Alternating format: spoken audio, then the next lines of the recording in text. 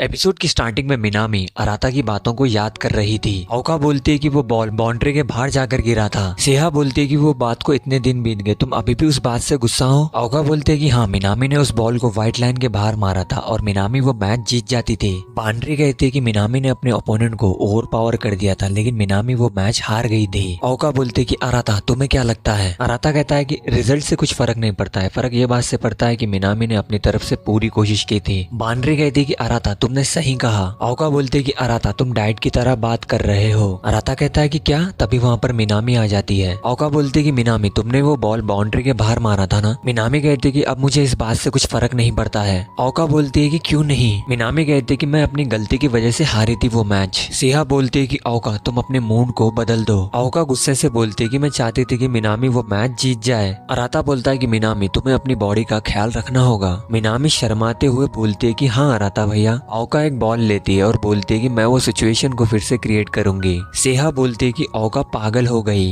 ओका के हाथ से वो बॉल छूट जाता है और वो बॉल मिनामी पर गिरने वाला था, लेकिन अराता मिनामी को बचा लेता है। बाउंड्री कहती है कि नाइस कैच अराता। ओका सॉरी बोलती है मिनामी से। ओका बोलती है कि वो बॉल अराता के ऊपर जाकर गिरना था। अराता कहता है कि क्या। फिर अराता मिनामी से पूछता है कि मिनामी क्या तुम ठीक हो। मिनामी कहते है कि हाँ अराता भैया मैं ठीक हूँ। फिर मिनामी अराता के बारे में सोच रही थी। सीन शिफ्ट होता है, फिर हमें कोतोनो को दिखाया जाता है। कोतोनो भी अराता के बारे में सोच रही थी। तभी ओका कोतोनो के रूम में आती है। ओका बोलते है कि कोतोनो मैं तुमसे कुछ बात करना चाहती हूँ। कोतोनो कहते है कि ओका तुम मेरे से क्या बात करना चाहती हो। ओका बोलती है कि कोतोनो क्या तुम सच में अराता से प्यार करती हो। कोतोनो बोलते है कि मुझे पता था। ओका बोलती है कि क्या। कोतोनो कहती है कि ओका तुम भी अराता भैया को पसंद करती हो ना। ओका बोलते है कि क्या कहा तुमने। कोतोनो बोलते है कि ओका तुम अराता भैया के साथ एक कपल की तरह रहती हो। ये सुनकर ओका चौंक जाती है। ओका बोलते कि ये बात तुम्हें कैसे पता है। कोतोनो बोलती है कि मैंने छुपकर तुम दोनों को एक साथ देखा था। ओका बोलती है कि हाँ मैं अराता को पसंद करती हूँ, लेकिन एज ए ब्रदर। कोतोनो कहते है कि क्या सच में। ओका बोलते है कि हाँ मैं सच बोल रही हूँ। कोतोनो कहते है कि मैं बहुत ज्यादा खुश हूँ। फिर ओका अपने रूम में चली जाती है। फिर उसके बाद बाउंड्री सेया और ओका से कहीं पर चलने के लिए बोलती है, लेकिन वो दोनों बाउंड्री को मना कर देती है। फिर बाउंड्री अराता के पास जाती है। फिर उसके बाद अराता और बाउंड्री रात में बाउंड्री की यूनिवर्सिटी को जाते हैं। बाउंड्री कहती है कि मैं यहाँ पर कुछ भूल गई थी और बाउंड्री बहुत डर रही थी।